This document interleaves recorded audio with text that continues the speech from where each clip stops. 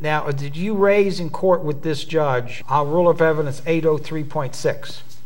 I would have to look at my notes to see if I did that later, but I didn't put it down in my affidavit. Are you familiar with Rule 803.6? I'm thinking it might have to do with the person has personal knowledge of exactly those accounts. Right. The custodian of the records physically must be in court, Jim, to say, yep, yes, I reviewed this, and this is exactly what it is. Yeah.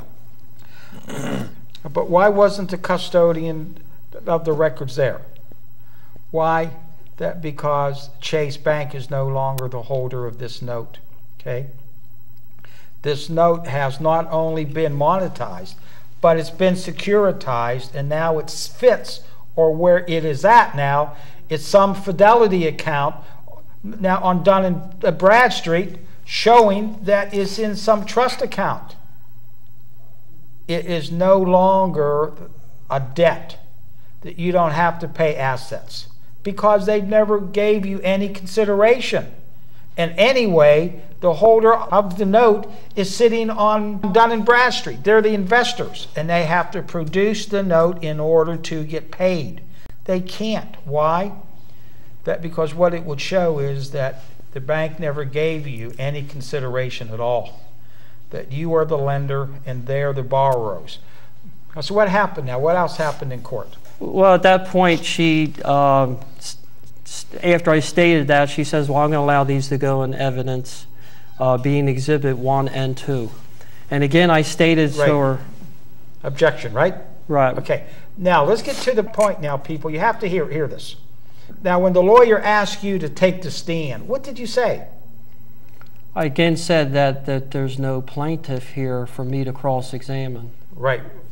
Now, what did the judge say? Did the judge threaten you with anything as if you do not take the stand, that you may go to prison? Right. Yes, she did. Okay, Jim? The judge said that if you don't take the stand, you will go to prison. She's violating his due process rights and threatening him with jail. Now, when you walked in there, right on this judge's front door, what was right up above the door? There was barbed wire. Razor wire. Razor wire. Okay. And what was physically right next door? The courtroom was adjoined to the county jail. The county jail was right next door. That when you didn't take the stand, what did the judge threaten you with? She said, if you don't take the stand, do I need to get a correctional officer in here to get you to take the stand? And people, listen to this, okay? The judge got off, left the bench, must have made a call, and no more than, 15 seconds, 30 seconds later, there was a knock at the back door. The judge gets off the bench, goes over there, unlocks the door, and what happens, Kevin? Eight correctional officers came in very quickly. Wait a minute. Say that again. Look in there. Now let them know. 8 correctional officers came in very fast, looking for someone who they recalled to probably, I think in their minds, subdue. Okay. Now, were these guys dressed in dark outfits? I think they had dark pants on. The shirt would have been like tan. Okay. These guys, were they wearing gloves? I noticed one had black gloves on. Okay.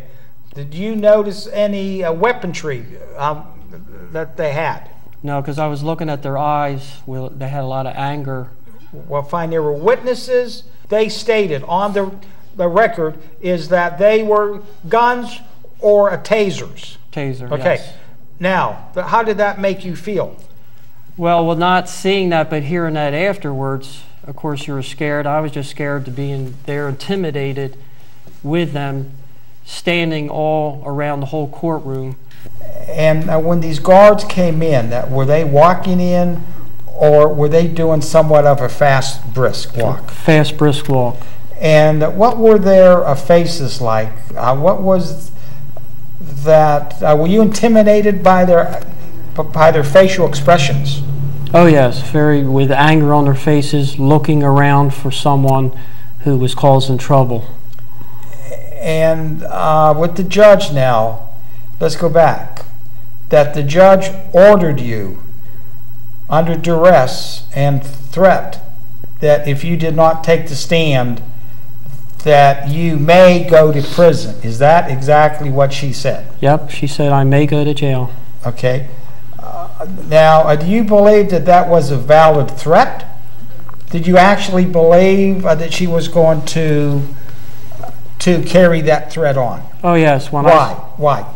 Now tell me why. Because when she stood up, she said, do I need to get a correctional officer out here to get you to take the stand? Okay. That this judge, she violated your rights. Did you ever raise the issue, Judge, that I don't have anyone here that I could cross-examine? Yes. Did you ever say that? Yes, a few times. How many times? I'd have to look at my notes, but I would say but at least 3 or 4 times. Okay. And what did the judge say when you objected to that? She didn't really say much. I think she knew not to say anything because there's nothing she could say. Did you ever call the plaintiff to the stand? No, because the plaintiff was not there. I couldn't call him to the stand. What I would have done, that had the case been mine, I would have said to the judge, Judge, to prove my point, I call the plaintiff to the stand right now for my cross-examination. Don't forget, when you take the stand and this guy asks you, did you have a credit card debt? What did you answer? I said no. Did he ever ask you, did you ever sign an application with the alleged creditor? I think he did, and I said no. Okay. Did he ever say that I have a statement of accounts in my possession, and did you ever receive these statement of accounts? I don't think he asked that question. Did he ask you, are you familiar with his credit card agreement? Now, did he have one of those in court? Not at all. Did he produce evidence that was executed by yourself? Absolutely no evidence. Absolutely not. Nothing. Nothing at all. Yeah, but yet the judge looked at you and said they're admissible. Correct. What did the judge say then once it was all done? And what happens to the guards? Who left first? Did you leave first? I left first. You left first. So where were the guards? They were standing in a semicircle surrounding the whole courtroom except the front. And some of them were sitting. The closest one was 4 to 6 feet from me, and they went around a semicircle around the whole courtroom, a very small courtroom. Just because that you stated that I wasn't taking a stand